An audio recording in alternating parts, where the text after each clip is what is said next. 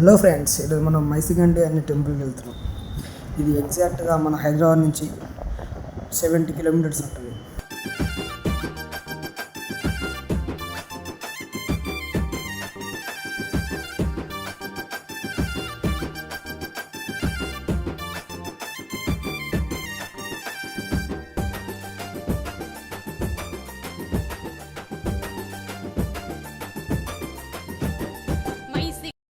నేను, మామ, అన్నయ్య, ఇంకా పెద్దమ్మ, అక్క వాళ్ళందరం కలిసి వెళ్తున్నాం మేము మైసిగండి టెంపుల్కి.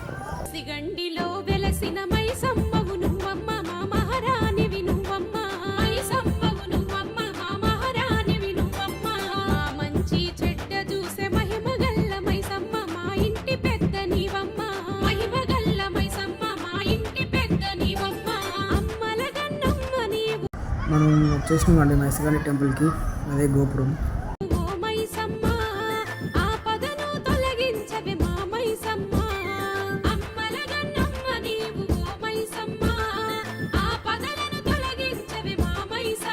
ఈ టెంపుల్ మైసిగండి అనే ఊర్లో ప్రతిష్టమైనది. ఇది శ్రీశైలం హైవే, హైదరాబాద్ నుంచి శ్రీశైలం పోయే హైవేలో ఉంటుందండి. హైదరాబాద్ నుంచి ఎగ్జాక్ట్లీ 70 కిలోమీటర్స్.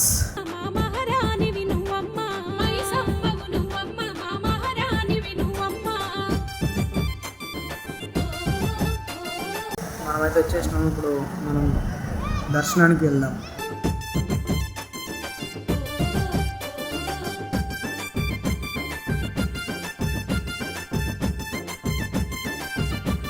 మేబీ దర్శనానికి టికెట్ తీసుకోలేం.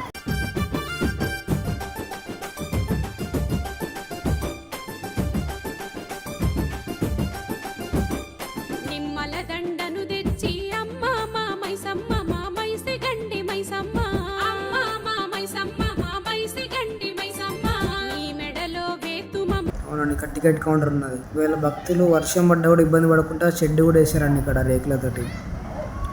ఒక్కరికి 10 రూపీస్ టికెట్.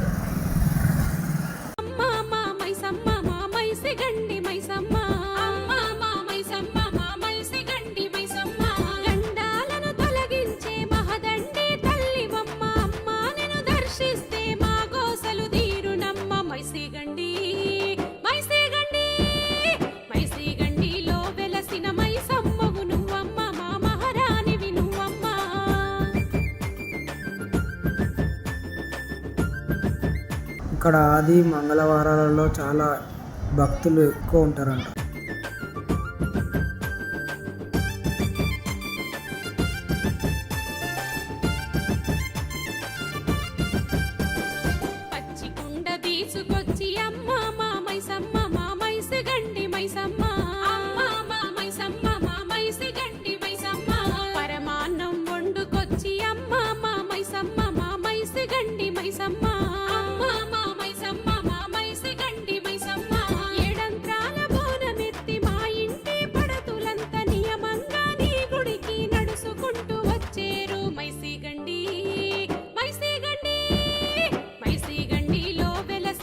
ఓకే, మనం టికెట్ అక్కడ చూపించి లోపలికి వెళ్ళాలి.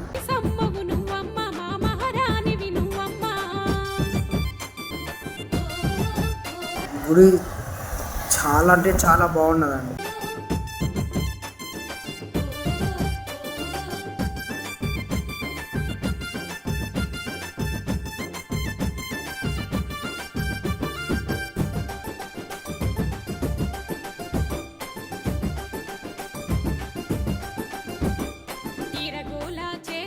మైసిగండి టెంపుల్.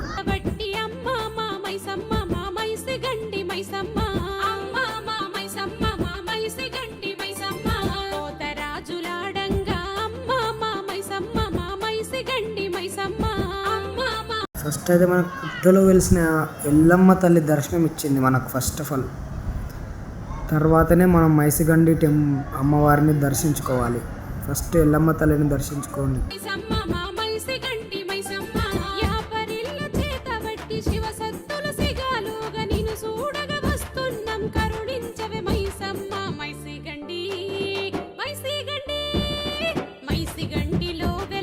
మైసమ్మవు నువ్వమ్మ మా మహారాణివి నువ్వమ్మ. మైసమ్మవు నువ్వమ్మ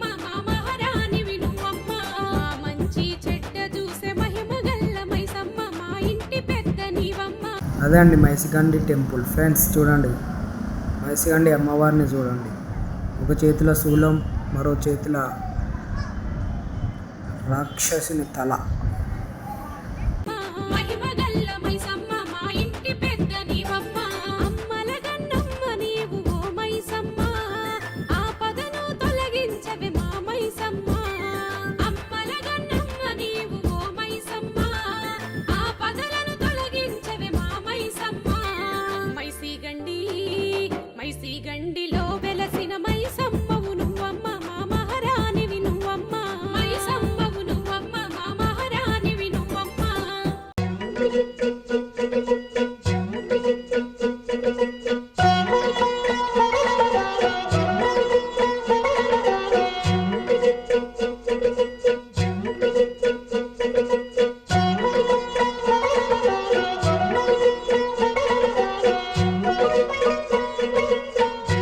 అమ్మవారిని చూస్తుంటే అలానే చూడాలనిపిస్తుందండి. మైసిగండి అమ్మవారిని చూడండి ఎంత బాగున్నదో.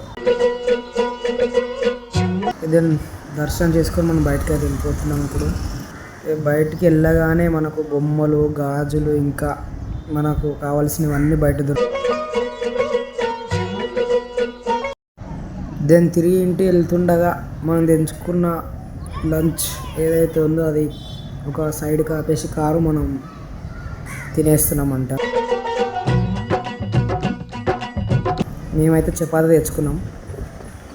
మీ ఇష్టం, మీరు ఏదైనా తీసుకోవచ్చు. మీరు ఇంకా కావాలంటే అక్కడనే వండుకొని కూడా తినొచ్చు.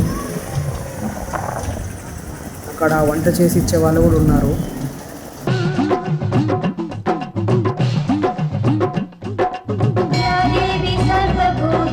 చపాతీ ఇంకా పన్నీర్ కర్రీ తీసుకెళ్ళాము.